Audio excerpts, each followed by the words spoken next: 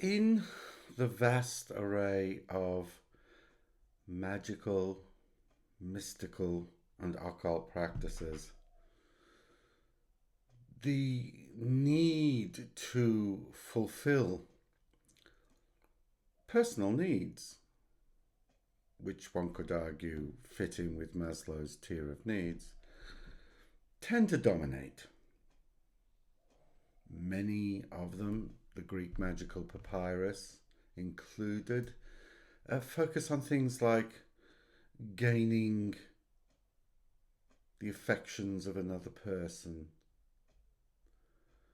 to a degree healing, but usually much, much more personal things. How to improve your lot in life.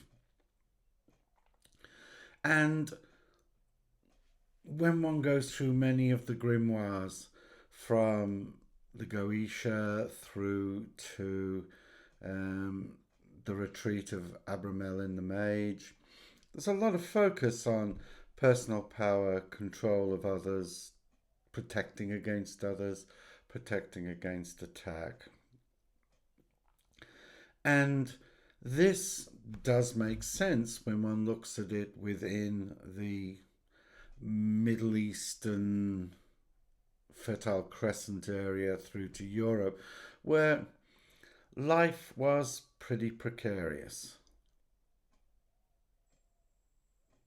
But when one looks at some of the older practices, especially those that come from Central Asia through Tibet, Mongolia, and then to India and to the West, the way personal enrichment is viewed is slightly different to the way it's seen with the more materialistic context of the West. In fact, whether one's looking at prosperity practices of the Loving Mother or Zambala, Tara, and numerous deities that do provide Lakshmi, prosperity, and wealth, much of the focus tends to be on wealth, without understanding that prosperity has a much more wider understanding. Indeed, much more in keeping with shamanistic practices. In many ways, prosperity is about the enhancement of life energy, the regaining of energy, the harvesting out and then bringing in of energy to grow that energy of prosperity and long life within the practitioner. And if all you did was read texts, then it would be easy to think that in performing these practices, when we use ritual objects to aid in the practice, that simply by the waving around of, for instance, a long life arrow, that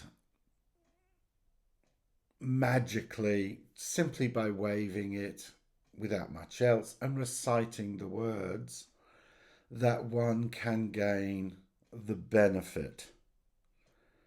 And the end result of this, of course, is you're most probably going to be disappointed. Because what's missing is the actual internal psychic element of these practices. Now, the one we're going to look at today is one of my favorites. So this is a doodoo. This is a prosperity arrow. It's got a lovely base, which serves no other purpose than the fact I can stick it on my altar and it doesn't fall over, and it makes life easier. When one takes it out, the first thing you will notice is it is an arrow. And The shaft of it is bamboo. Now, traditionally, it needs to have 3 knots. That means 3 little bits, the sections which are the sections of the plant as it grows. And of course, its point, which is nearly always copper, though I have seen silver ones. Iron is verboten in this. in this. There are many, many reasons, I'm sure, that is, but it most probably goes back to the intense age and the rarity of iron up in Tibet and Mongolia. And that copper is much easier to find and smelt for a nomadic people. Now, what one will see here is, of course, there is a melong. This is, some call it a magical mirror, but really what it is it's a shaman's mirror. So it does several things. It casts away negativity, but it also gathers in the energizing power of the universe, which of course is coming from you and to you. There are numerous combinations of beads. This one has 4 and 4, with one making 9. This is a Dza bead. So these are very, very sacred and treasured in Tibet and Mongolia and all throughout Central Asia. But really all it is an evil eye bead. Or a loving eye bead. But it's protective. And of course, these energies, and it hangs off this because it's protecting you from negativity. Any negativity that's being gathered in is repelled by the Dza, but also by the reflective service. But this also gathers in and stores the energy that you are generating. Traditionally, especially within the Bön tradition, whether of the Yungdrun, the white, or the black, or the shamanistic Bön, it's traditional to put feathers. Now, I am very particular about the feathers I put in, but what I'm particular about is that the feathers are specifically gifted, that there is a sense when you see them that the feather speaks to you. You take it, and of course you place it within the arrow, so that the energies are gathered. What you then have are the 5 coloured ribbons. Now the colours are very specific and very important. So you have blue, which is water. You have white, which is space. You have red, which is fire. You have green, which is air. And you have yellow, which is earth. This is different to some of the other systems that one sees, but these colors are really important because these are the 5 element colors as they were understood in Zhangzhung or Central Asia in very, very ancient times. Now, there are numerous practices relating to these colors, but they also relate to different organs. So this is R. So this has the R mudra and mantra, and it's space which relates to the heart. This strengthens that energy. The green is air, and of course this relates to the lung. Red is to the fire. This is to the liver, not to the heart. Um, Blue, of course, is water, and this is to the kidneys. And yellow is to earth, and of course, this is the spleen. So these go, there are mantras that go with them.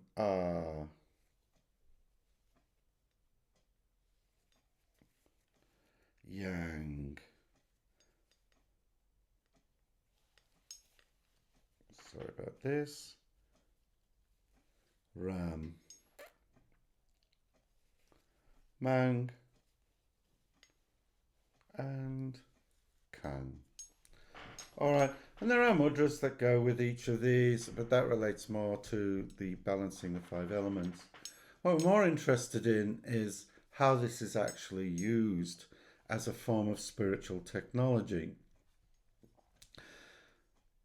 The important thing is that of course you must include all the elements, because both it's your body, but it's also the elements around you, because you are going to project and then gather in those, and they will then strengthen the energy centers. And of course, these colors relate to the energy centers in your body, similar to the chakras of the Indian and Chinese traditions. The important thing is, regardless of the practice you are doing, you always relate it to a deity. This could be Zambala, could be the loving mother. But in your traditions, it easily could be Lakshmi, Inanna, Hathor, Frigg. You can adapt these to all of these traditions. Now, the way you turn them, this is really up to you. So you can turn them clockwise, or you can turn them counterclockwise. So the Hindu Shastra and the Buddhist traditions like to go clockwise. The shamanistic and Burn traditions go anti-clockwise. But while you're doing it, usually when you're shown this practice, you think, oh, you get your arrow and you wave it around, and by some sort of magic, you're hoping this works. What you are missing is what's going on the inside. What you usually see is there is a white pearl in your heart. Those of you who follow Tantric and Gnostic traditions would understand this much more easily. And you see it usually that it comes out of you. And of course, as you're turning this and you're reciting the prayer or the mantra of whatever deity you're supplicating, but as you're doing it, you're seeing these 5 rays of color going out and touching everything, every living being, every star, every planet, every particle in the universe. You see it going out. And the more you do it, the more you visualize that energy going out. And then once you've reached a certain point, you then gather that energy in. And gather it into that white pearl that's floating in front of you, in front of your heart. And you are gathering it in, and it's as if you are staring a pot of multicolored milk as the energy comes back in. And then you do it again. You send the energy out. And then you visualize it coming back in. And however long you recite your prayers, your mantras, your spells, once you've completed that, you see the white pearl enters back into your heart, and the light from within it fills your whole being. The white light fills your heart, the green light fills your lungs, the red light fills your liver, the water, the blue light fills your kidneys, the earth light fills your spleen, and then it fills your body with this rainbow light, so that your body, you see your body be filled with light. And this is where you have gathered the life force, you have energized it, and then you see the little white pearl shrink and disappear, and you remain. And each time you do this by sending the light out, these 5 lights out, and gathering them in, you are, one, giving to the universe. So you are sharing your energy, the light that comes from you. I am the light of the world. And then you gather it in. But in the gathering in, you have not detracted from the light that has been given. Because prosperity does not come from selfishly hoarding. Life energy does not come from selfishly hoarding. If you hoard that life energy, if you hoard that energy of prosperity, then entropy will take over. It will decay. But by sharing and strengthening the power of the universe, you are also strengthening your own energy. And so that when you gather it back, you are both gathering it so that you do not lose parts of your life or of your soul or of your essence. But you are also feeding and nurturing the energies of your life force. And from that, you grow your life energy, which extends your life, and it does. It promotes health, but it also promotes prosperity. And this can take many, many, many forms. So that when you come to do other prosperity practices or spells or meditations, prayers, whatever, invocations, however way you want to look at them, you do it with your batteries full. If we are invoking and seeking prosperity or enhanced life energy, but we haven't fed the universe, and we haven't connected ourselves to that infinite web of energy that is the universe. And so then when we gather it into ourselves, we reach equilibrium with the life force of the universe. Whereas if we don't, and we just gather it in and gather it in and gather it in, and we do not give, one, we've become a parasite. But two, we haven't watered the field from which we are hoping to harvest.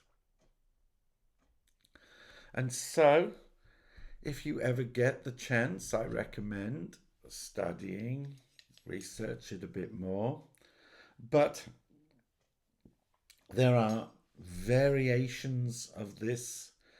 And in fact, I have seen similar types of arrows with strangely similar colors, but the symbolism changes. It's the four directions, but the makeup of it remains the same. It is a shamanic tool.